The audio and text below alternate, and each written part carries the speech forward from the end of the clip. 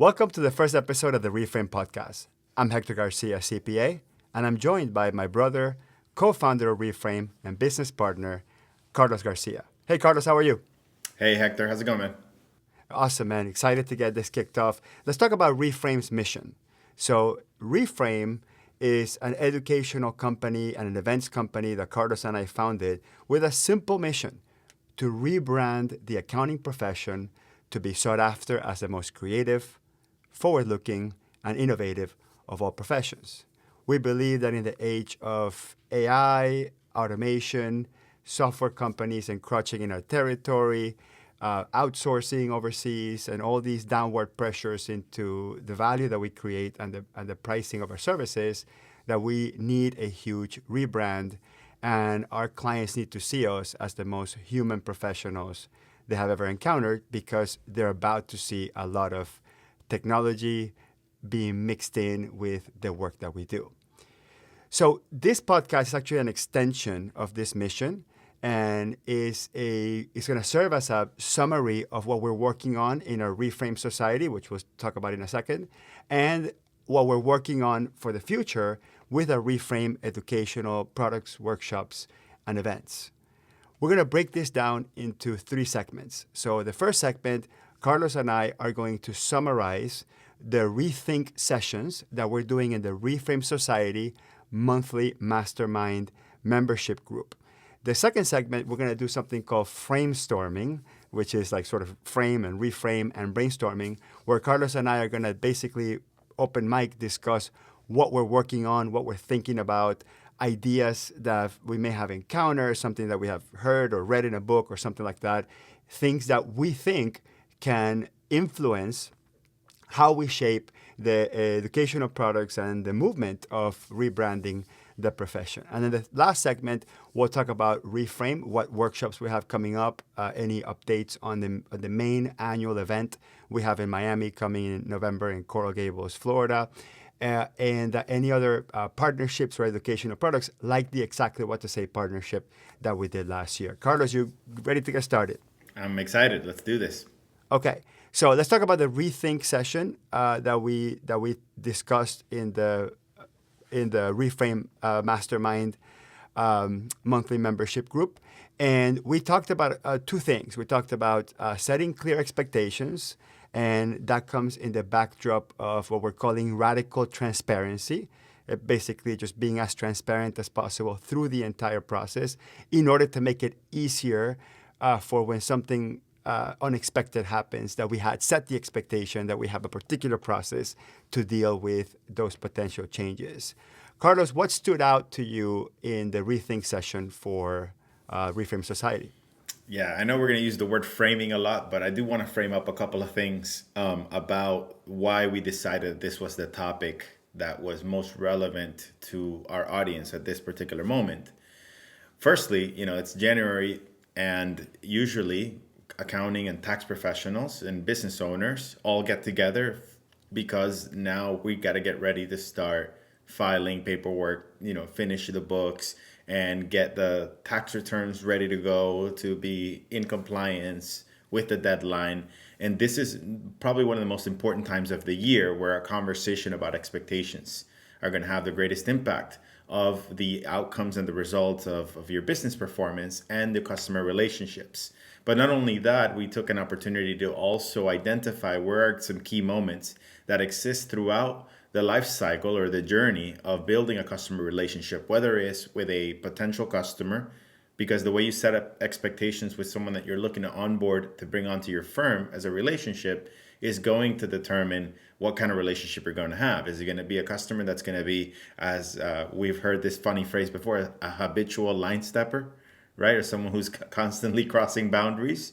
Or is it going to be that someone that will understand clearly what to expect, how the process looks, how they should interact with you so that you don't get frustrated, overwhelmed, and start complaining about the things that as a practitioner, maybe you're saying yes to too much, or you don't know how to confront, or it's too awkward now because you said yes earlier, and thus leading to all of these kind of issues and pain points that many of our practitioners in this industry struggle with around just how do you communicate that. So I think That's a little bit of the why behind it, and it was really evident that many saw the benefit of some of the frameworks and the concepts that we taught, or how to navigate some of these awkward conversations and important and impactful towards those business outcomes.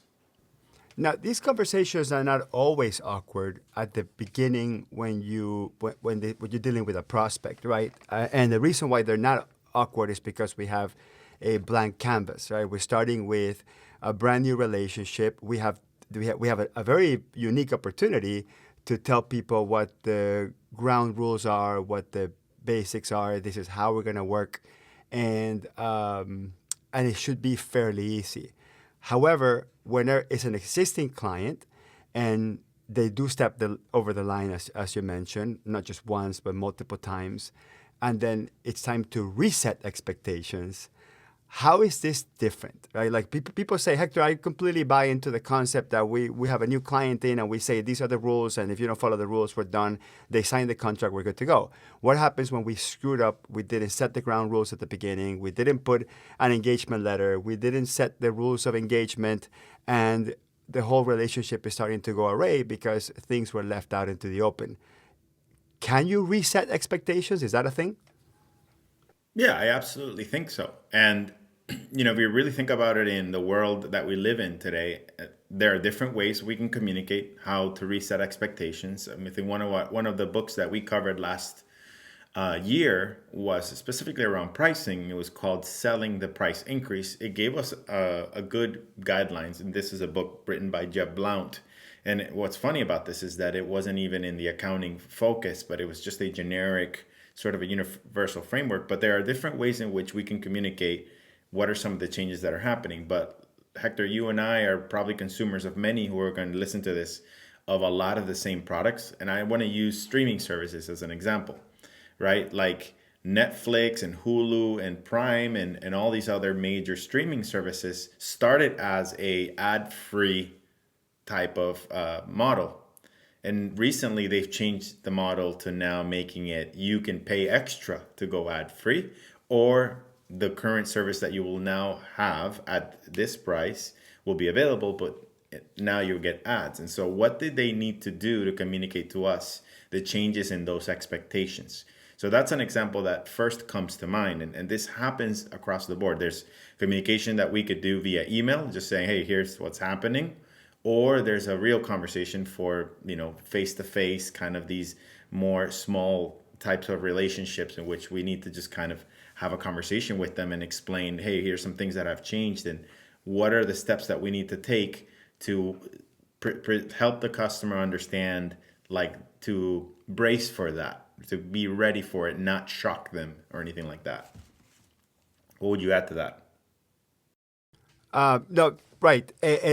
While you were talking about Netflix, I was thinking specifically, particularly, when you go into Netflix, into your profile, and you have the option to upgrade and remove the ads or whatever, you can't say, no, I disagree, and Netflix immediately capitulates and goes back to the old system. Netflix is actually willing to lose a customer over this change. And that is so different than how us accountants behave. Number one, because we are natural-born helpers. Like I've been into enough events, and I've interacted with over 150 people between the two Reframe events that we've done the last couple of years. We've had heart-to-heart talks and conversations, and we want to genuinely help people. We believe that putting out on the table the option of not helping them to be against this sort of like mission that we have. Therefore, we don't make that the condition. So I think that really is the key. The key is you have to be willing to lose that client, let that client go, and to say, this is the way it's going to work now. Now, does it mean you have to have a hard and fast rule and you don't change and you don't negotiate and you're not flexible? It doesn't mean that, but there has to be sort of a framework or a nucleus that you fall back to that is the core of the rules and the foundation of what you want to achieve, especially strategically. So if you do make a decision whether you're going to do a firm-wide change. For example, I'm no longer doing payroll support or whatever, or a specific client change, like Mr. Client, we're no longer going into Dropbox and pulling your documents and trying to figure out what you uploaded in there. Whether it's a firm-wide change or an immediate change, you have to have sort of a framework to think about how you're going to make these decisions. And something that we discussed, I'm going to tease on this a little bit, but we discussed in a Rethink, is the difference between preferences and policies. And I think that's just really awesome. And I learned this from Blair Enns, the author of The Four Conversations, which is an incredible book, which topic for a different podcast episode, which is you have to differentiate what is the difference between a preference and a policy. And he has this like super cool heuristic, is a hack, which is all you have to do is insert a word prior to you setting that expectation. And your word could either be typically, that would be a preference, or the word could be either always or never, that would be a policy. So you say, we typically don't bend the rules about this change, and that's it. You say that. We typically don't, but you say typically and you throw it out there, and then you let the other person decide if that typically was good enough for them to say, you know what, that sounds like an ultimatum or else. But you reserve the right, because typically means 51% of the times, it doesn't mean 100% of the times. You reserve the right to go back and say, you know what, based on our relationship, I could be flexible. Maybe I can give you 6 months, 12 months before we make the change for you, because your particular situation requires us to go through a period that we transition, et cetera, et cetera. So that typically word is really powerful. Or when it's something that you're not going to go back and bend the rules over because you made the strategic decision that you're not going to do this for anyone or for that particular person, is you say, our policy is we never do X. Our policy is we never log into our client's bank statements using their username or password. Our policy is we never write a check or execute a payment in behalf of our client.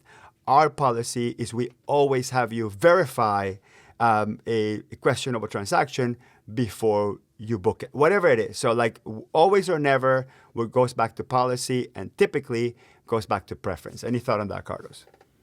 Yeah, and I think that's brilliant, right? It's using the precise language when you're trying to establish boundaries or expectations, because that's what we're talking about. I think another observation, Hector, you know this, that I've noticed in this industry. I think this industry is conditioned to operate under certain ways, and because of it, right? Like because you're doing bookkeeping, you're doing cleanups, you're doing taxes. Often the consequences of not doing this work accurately can be very, very I don't want to say catastrophic, but like the impact could have a very significantly negative outcome for the clients, right? There's a high level of consequence. Because of this profession often, not always, is kind of programmed to be a little bit anxious of making sure that you cover you cross your T's and you dot your I's, that if someone's asking you for specific advice, like you as a CPA, you're trained to be very careful with how you give advice. Like there's a lot of these guardrails that you need to operate under. And because of it, we're mentally conditioned. The industry is mentally conditioned to be somewhat anxious about like not saying the right thing, not saying the wrong thing.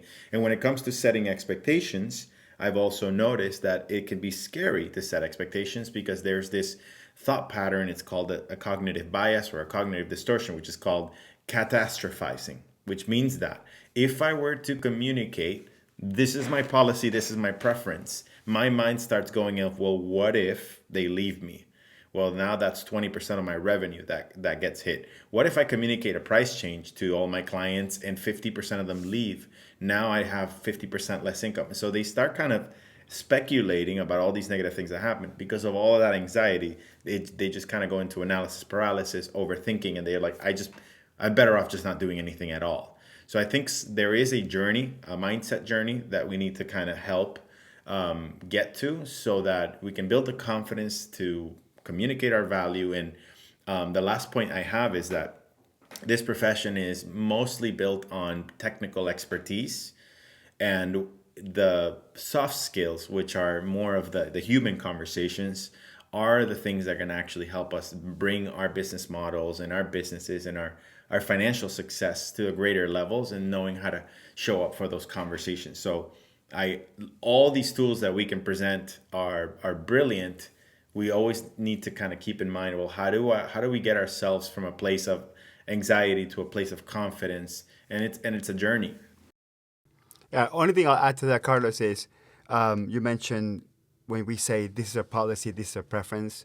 So when it's a policy, we say it's our policy too. But when it's a preference, we don't say the word preference. We say we typically don't do this or we typically do that. So preference is the title I'm giving to the concept, but we don't say preference because that's just a strange word for people. You say we typically do or typically don't, and that typically word is the biggest thing. Last thing I'll sort of unpack is you use two words and you put them opposed to each other: anxiety and confidence. And I think that at least our mission to rebrand the profession, to be sought after as the most creative, forward-looking, and innovative of all professions, have to include anxiety-free interactions with our customers. Anxiety will never lead to creativity, right? Because when we're anxious, we're worried about the future. Therefore, we can't think outside the box. We only go back to the few things that we know that work. And that doesn't lead to innovation because you get stuck on the old ways. And because you are anxious about the future and because you're stuck in the old ways, not innovating, how are people going to see you as forward-looking? So again, anxiety is the ultimate enemy of what we're trying to achieve here. And what is the opposite of anxiety, in my opinion, is confidence, right? So I think that once we're able to destroy anxiety as a pattern of behavior that we individually do or as a firm do, and we start showing confidence, that confidence leads to allowing us to do a better service, have better relationships, and ultimately be able to price what we're worth, which is going to be the biggest challenge of the next 5 years, is our customers perceiving our services to be less valuable because now AI can do this or AI can do that. Whether it can do it or not, that's actually irrelevant. I think that the messaging and the narrative that we're getting from the tech world is that this is happening, and no matter what, our clients are more narrative based than factual based, right? Like they'll come back to you and go, "Hey, Trump, changed the tax laws. Therefore, this, and this should be my new thing." And you're like, "Well, that's a narrative, but that's not necessarily the reality because this may apply to you or not apply to you because our customers don't work in nuance. We work in nuance, and because they are so anti-nuance and we're so pro-nuance, the fact that we don't know how to communicate and bridge the gap, that's sort of the source of all anxiety." So anyway, if you like these topics, if this is the type of thing that you think your firm needs or you individually need as a professional, that's what the Reframe Society monthly mastermind membership is. So just to go to reframeaccounting.com, click on mastermind, and you can join and you can listen to the recordings that we do, or you can join live and interact, and you can do the actual masterminds, which is where the accounting professional members actually discuss and debate how these deep dive rethink sessions applies to them or doesn't apply to them, and even discuss their experiences trying to implement some of these concepts. So that's the first segment of the podcast. Second segment is Carlos and I are going to do something called Framestorming.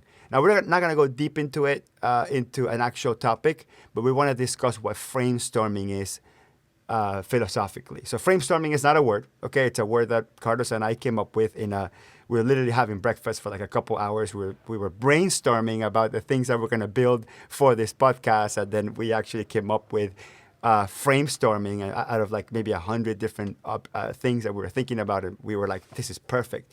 So Framestorming to us is brainstorming, but with the reframe flair. And the reframe flair is that we have a mission, right? Our mission is we're trying to rebrand the profession to be sought after as the most creative, innovative, forward-looking of all professions.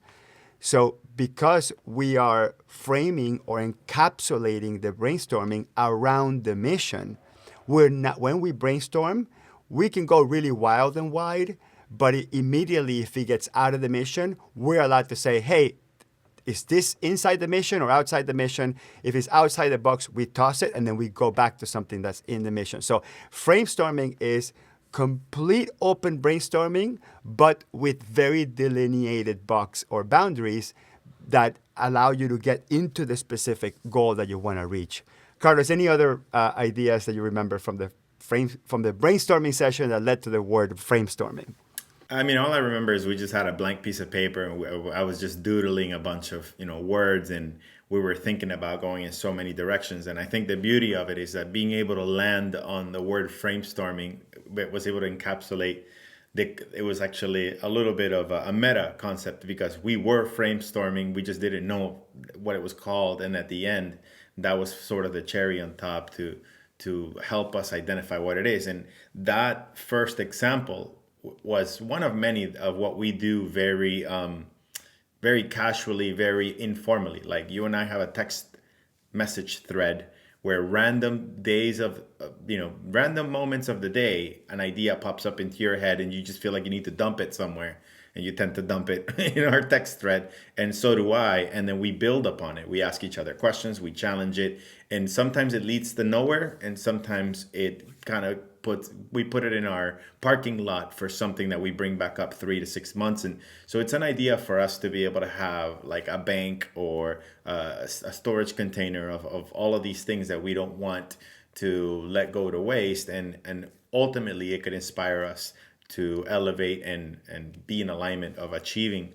the mission. But one of the things I wanted to introduce as the first concept is, one of the things I wanted to do for those who joined our membership is an onboarding conversation. And it's just like a 20-30 minute conversation just about like, what are you looking to accomplish? Because one of the most high impact questions we can always ask in order to make sure that we are serving our community is, what does the community need from us? Like, what does Reframe Society need from us? But I can't have the answer to that if I don't understand what their pain points are, what they're feeling, what they're experiencing. So I asked several questions, Hector, and I'll just kind of share with you what they are. One of them is, are you a solo practitioner, or do you have a firm with multiple employees?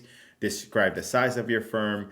How do you price your services? What goals do you have for your firm? Who's your target customer? What are the biggest challenges you have at this moment? Those were like 4 or 5 questions they needed to fill out before we had the conversation.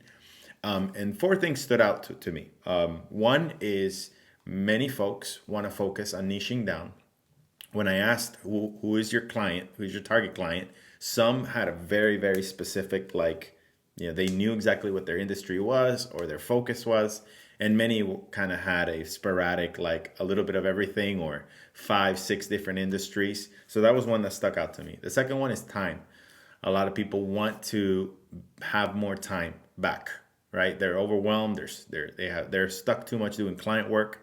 Some folks are maybe still, towards the later part of their career, and so they want to eventually scale back some of the work they do. Maybe hire someone younger they can mentor, still be involved, still feel like they can contribute.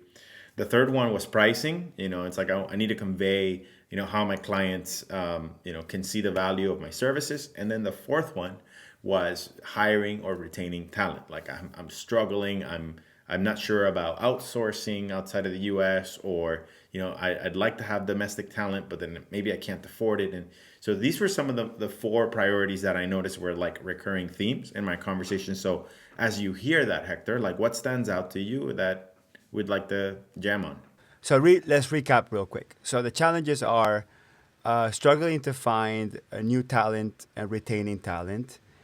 Within that spectrum, having a really talented person that's, you say younger just because our profession is getting a little older, right? There's a lot of people retiring in the next 10 years.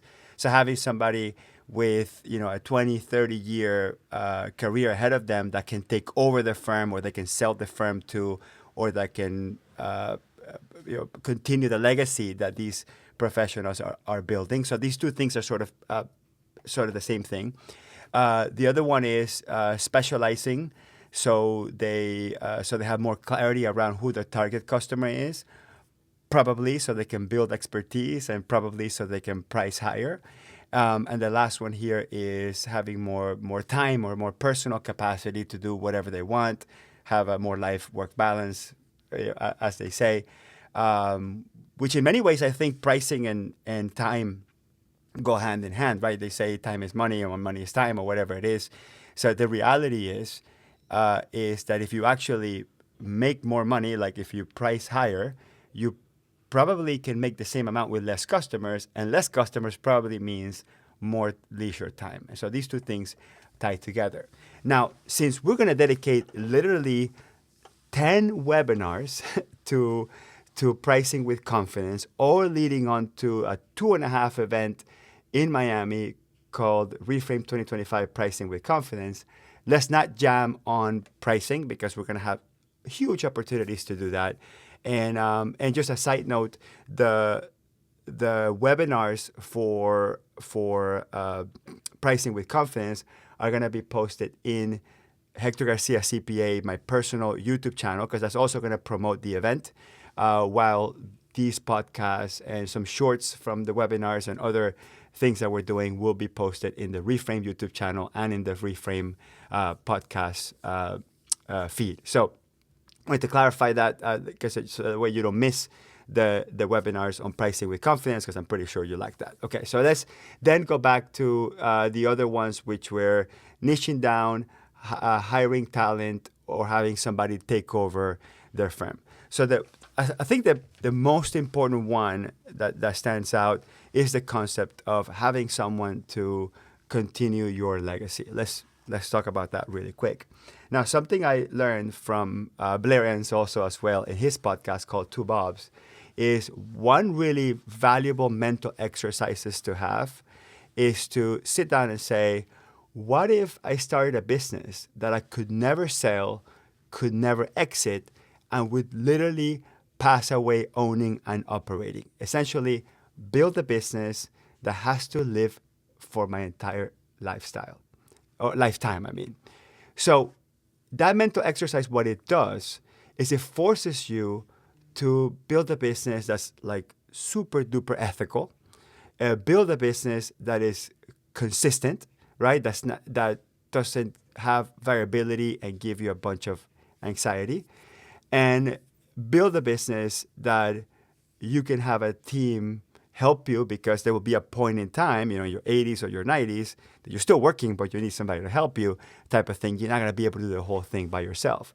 So if you had the opportunity to take an hour, a blank piece of paper, maybe ChatGPT, and say, what if I were to build a business that I could never sell, I could never retire from, what would be the fundamental framework, rules, behaviors, that I would have to have in this business for the business to continue to work like this?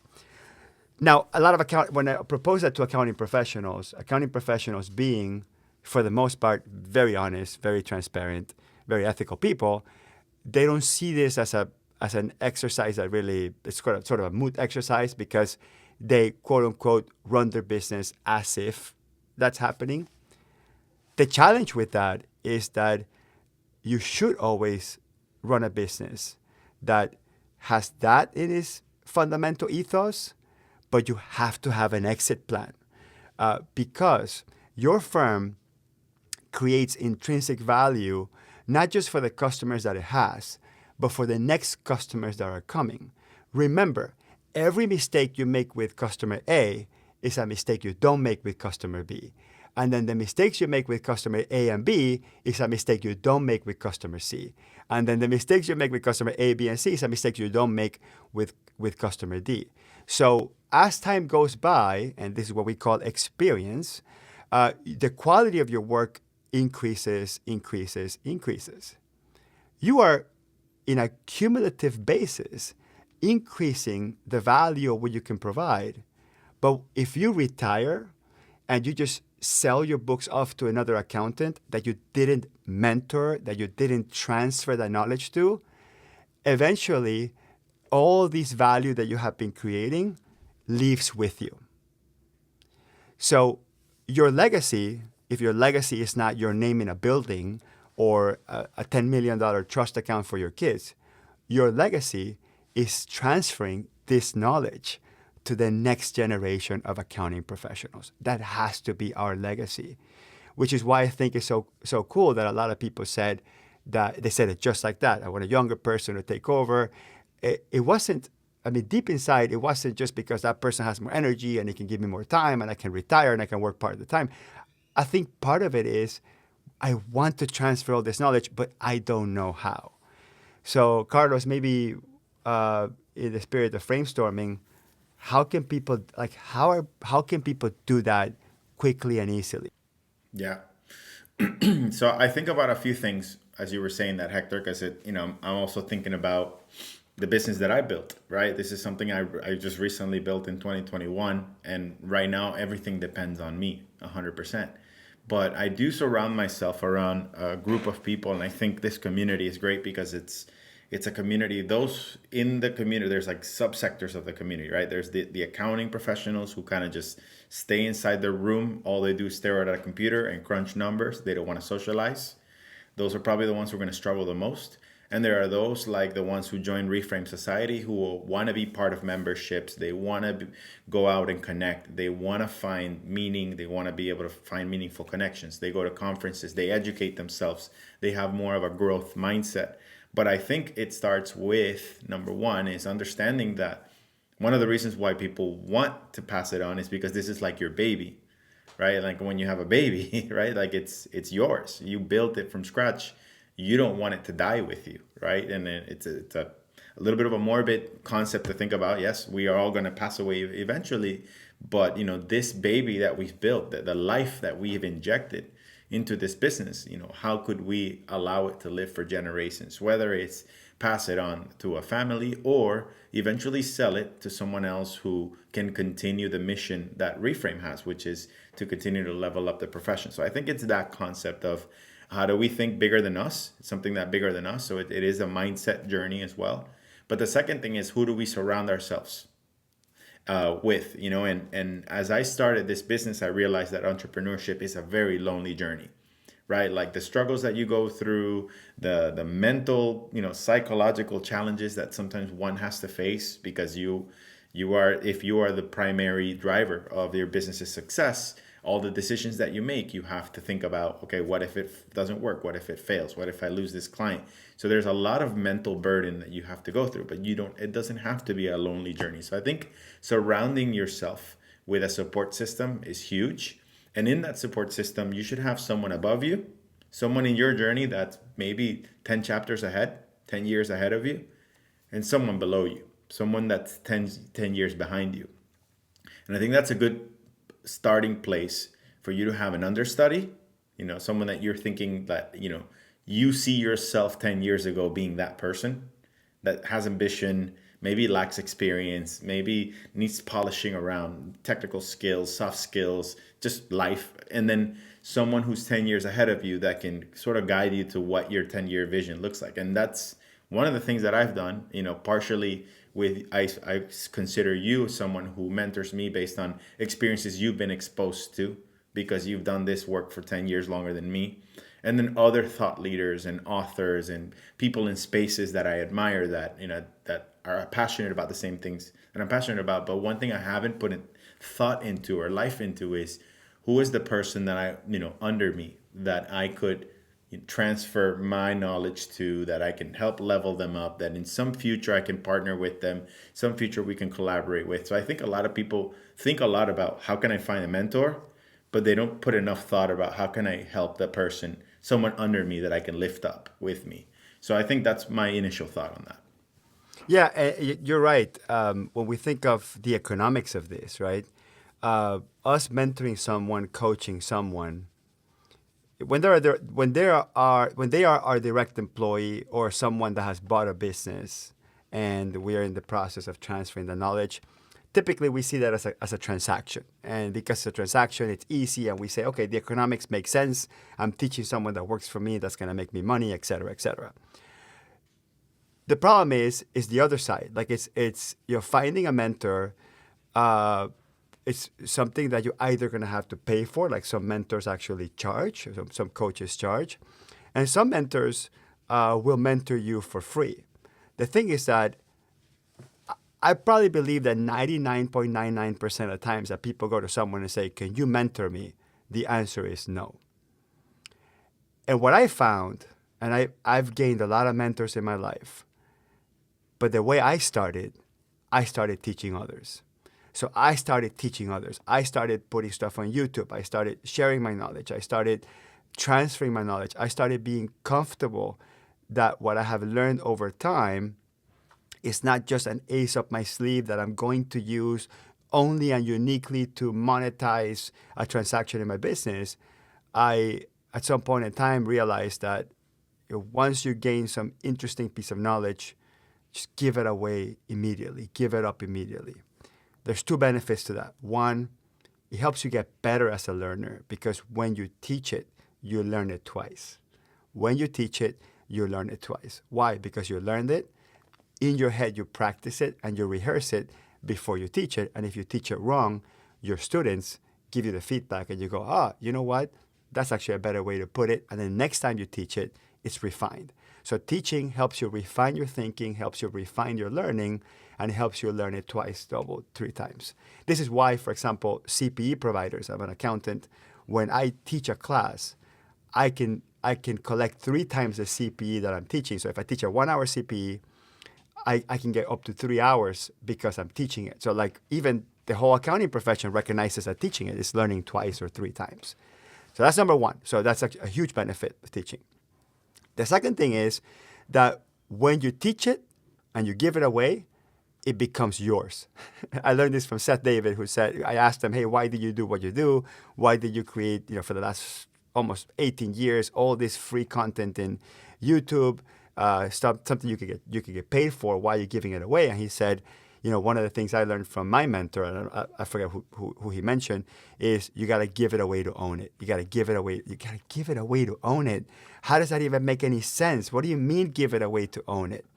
And the reason for that is because knowledge is not a tangible asset, and it's an intangible asset, and it's something called a non-rival asset. I learned this specific term from Ron Baker. A non-rival asset is an asset that doesn't diminish when it's transferred. For example, real estate is a rival asset. Like either I own it or you own it. When I transfer it, title transfers.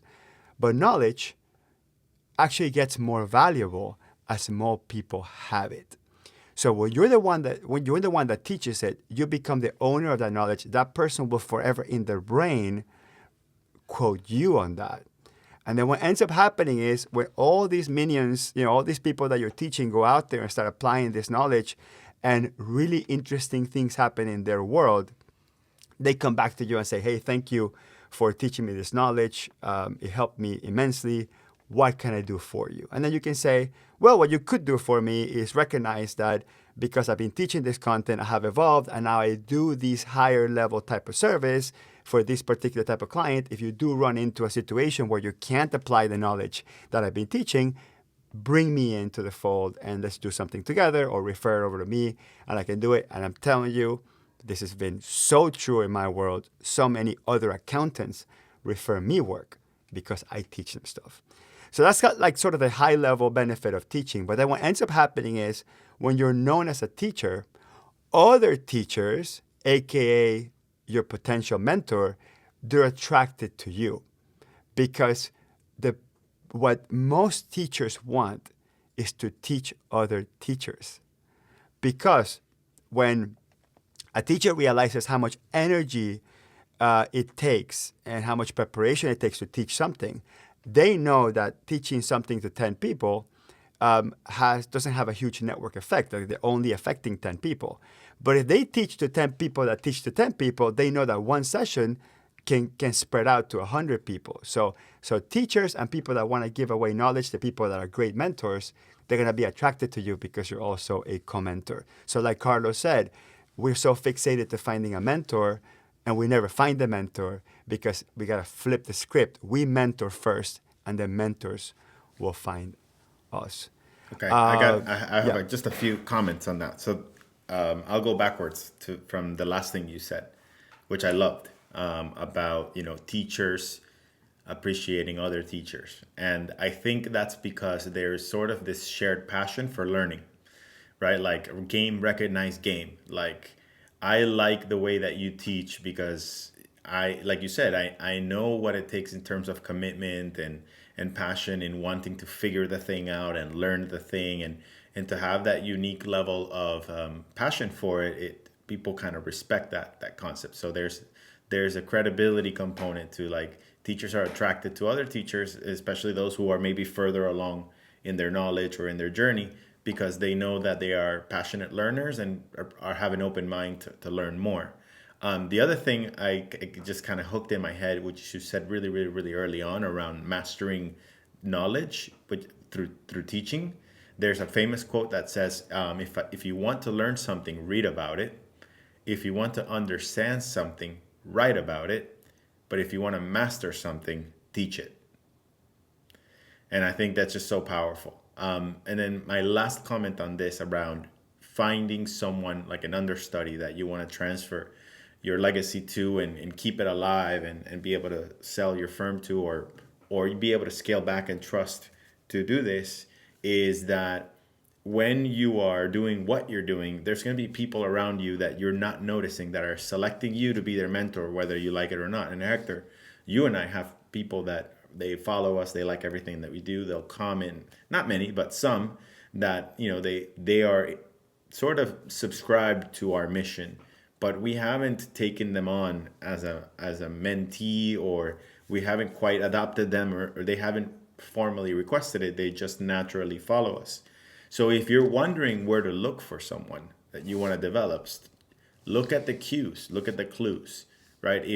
Anytime you post any type of content and you have that person constantly liking or commenting on what you're doing, or anytime you're doing something or you're celebrating something and that person is on your side rooting for you, it probably means that they admire you. They probably see qualities in you that they want to see themselves eventually having, and successes that they're striving towards. And that's a good place to start, because I know a lot of people struggle to find, like, who would be the right fit for that. Start looking at where people are already following you and not necessarily, being vocal about saying, I want you to mentor me. And that's a good place to find the clues. And to wrap it up, it doesn't always have to be like directional, like mentor-mentee.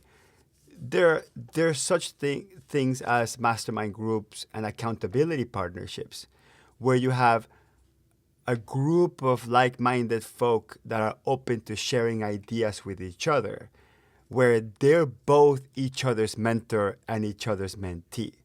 So it's not always this directional thing where the old teaches the middle age and the middle age teaches the young, although that's sort of the natural things of life, like, movies show up like that, and my grandfather taught my dad, and my dad taught me, and I teach my kids. That's a natural thing. But what I mean, like in this professional setting, right, where maybe we don't have to have an explicit mentor that has this very narrow title, which is they are my mentor and I'm their mentee, and then I'm the mentor of somebody else who's my mentee. Just build a group of accountability partners, communicate with each other, share ideas, and generally that's a good enough start to give you the fuel, give you the content, give you the ideas on how then you can start a sort of a mentor-mentee relationship. So we're going to wrap it up and move on to the last segment. Carlos, you want to add one more thing before we do the last segment? No, I think we're good. Let's transition into what are some of the Reframe things that we've got going on this year. Okay, so it's 2025, so let's set that up just in case you're listening to this at some point in the future. And after tax season, so after April 15th, we are going to do a U.S. tour. We're currently talking to ADP, the payroll company, who basically said, we love your content. Anytime you want to teach in our locations, because usually they have like training rooms and training centers, just let us know and then just give us dates, and then we'll give you space.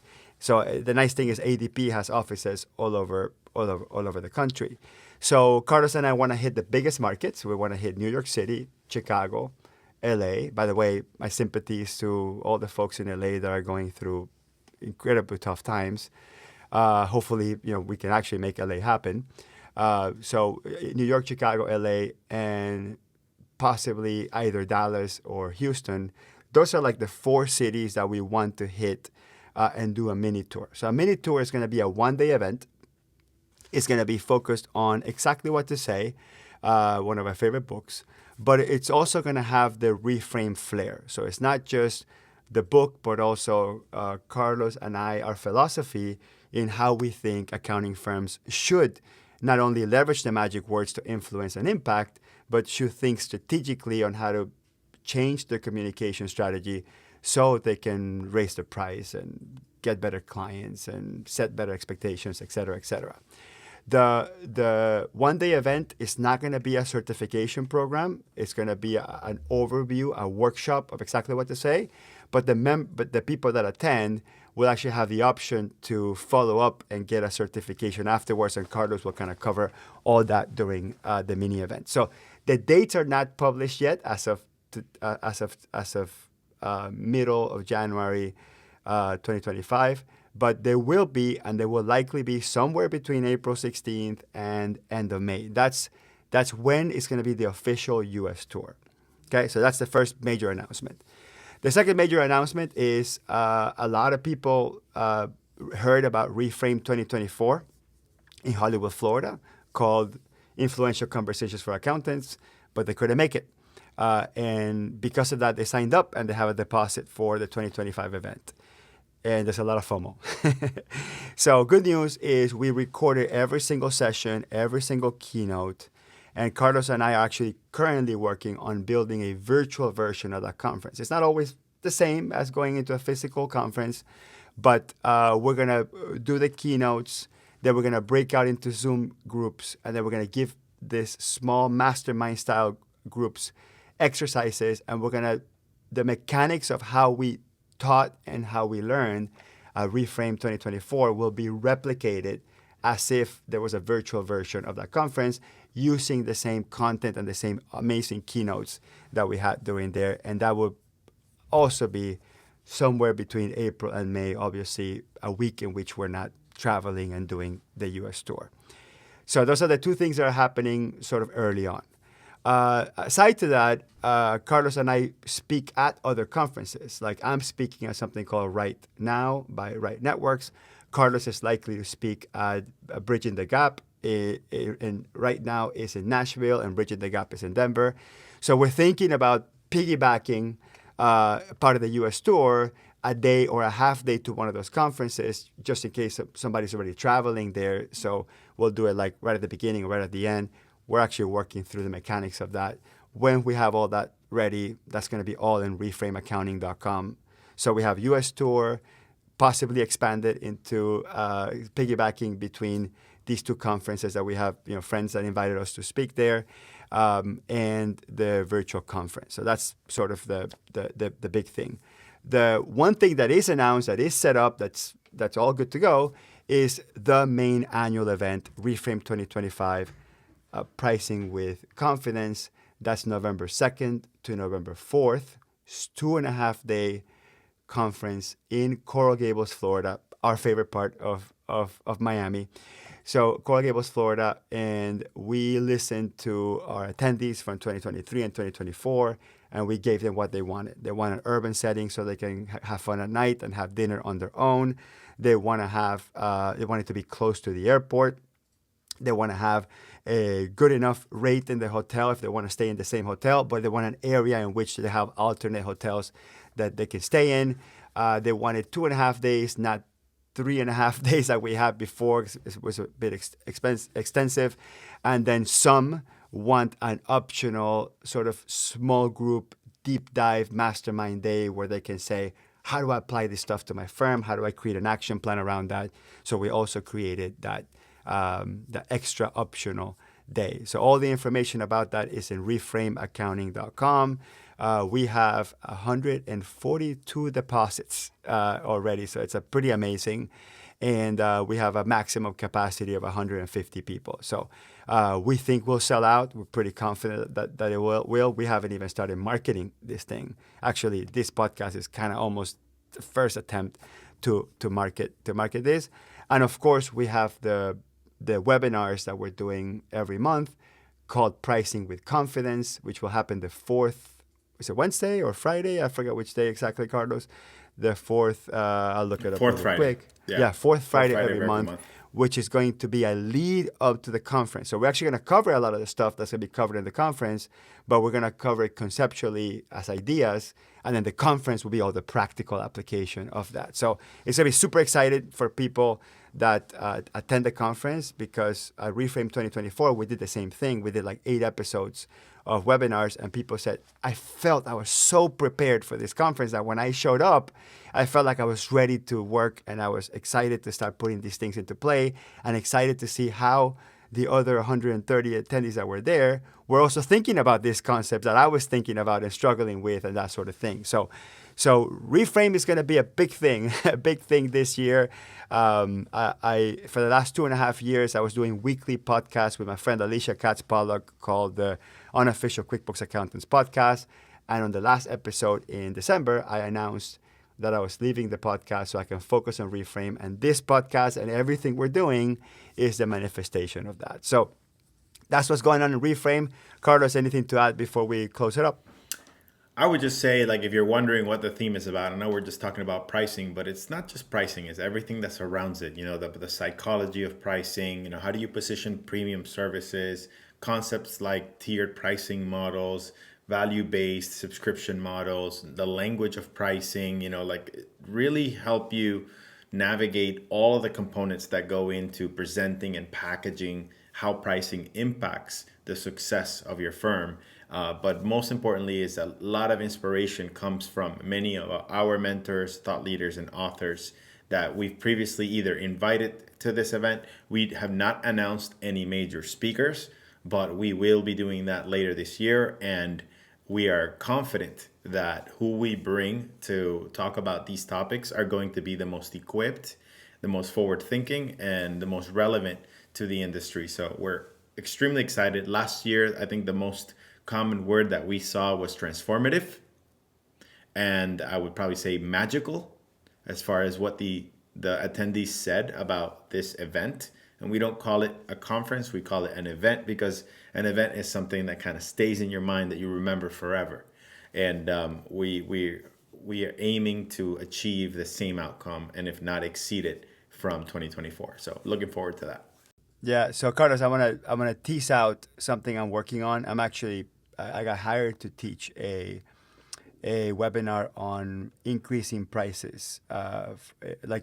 It's called Increasing Prices with Confidence, and this is sort of the beginning of me brainstorming the concepts that we're gonna teach, not just at Reframe, but through the webinar series and at these paid gigs.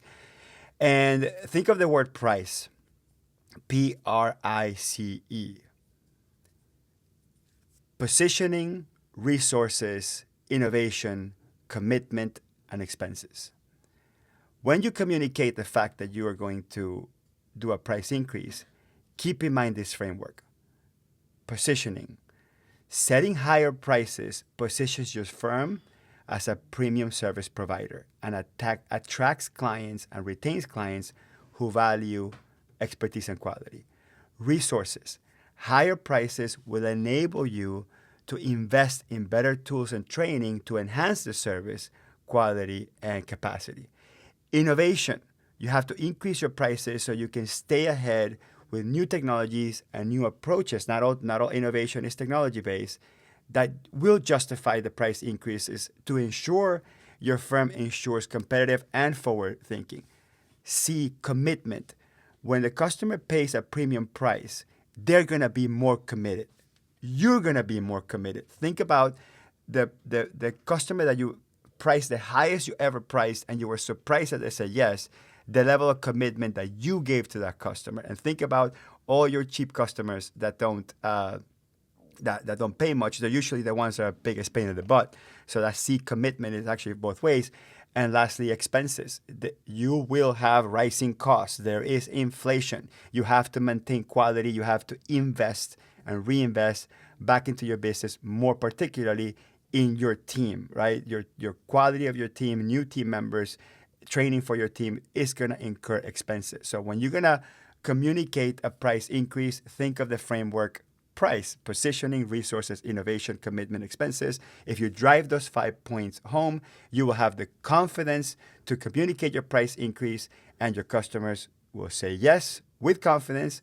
And the customers that say no, it's okay, because you want customers that help you position your firm, invest in resources, innovate, have a higher level of commitment, and cover the expenses required to keep the qualities high. So quick teaser on that. That's going to be a webinar that I'm going to teach to a private group this month. And then eventually we're going to bring this whole breakdown in the Reframe Society.